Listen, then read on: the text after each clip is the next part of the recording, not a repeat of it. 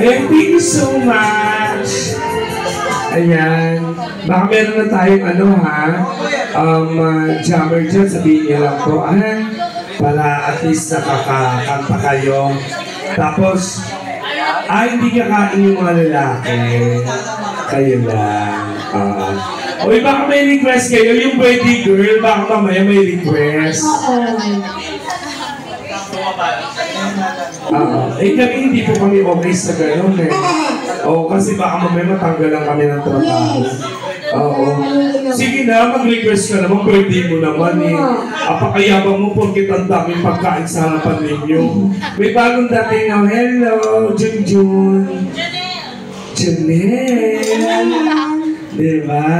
Junel. Hi. Saan ka galing? Sa trabaho. Pagkagwapo talaga, ang gwapo lalaki ni Junel. Junel, tanong ko lang kasi karamihan sa gwapo ngayon, karamihan sa straight, karamihan sa gwapo ngayon, hindi na straight. Di ba, karamihan, Junel, straight ka ba, Junel? Straight. Sumubo? Straight sumubo? Hindi. Si Junel, hello. Hindi kasi karamihan talaga sa mga bisexual guwapings. Ako, tignan mo. Naglulukuhan lang akong bading ako. Diba? Pero, ang totoo talaga, lalaki talaga ako.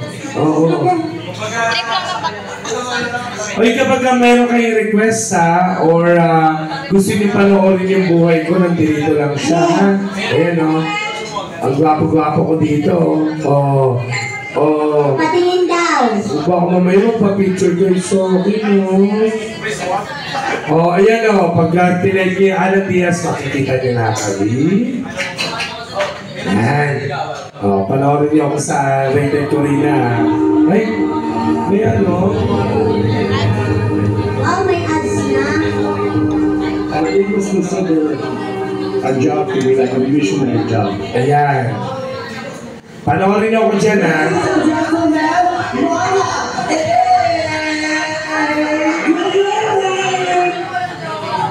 Yan. Selebrasyon ngayon ang pagdakila sa ating mga haligi ng tahanan at ipurami kayo ang mga nakalaking kwento. Ito naman ay tungkol sa... Guwapings ka na. Ano lang hindi sa isang tunay na lalaki? Tapos na yan. Hindi mo, may mga anak papa, diba?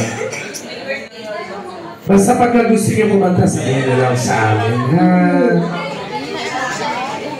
Ano pa bang kanta? Mga gusto dito. Hello po. Ay, Madam Lydia. Ano kayo favorite ni Madam Wena na kanta? Basta spaghetti tsaka sinigang. Isa pa akong kanta tapos ikaw naman, ha? Sige. Gusto ko ngayon medyo malungkot lang, ha?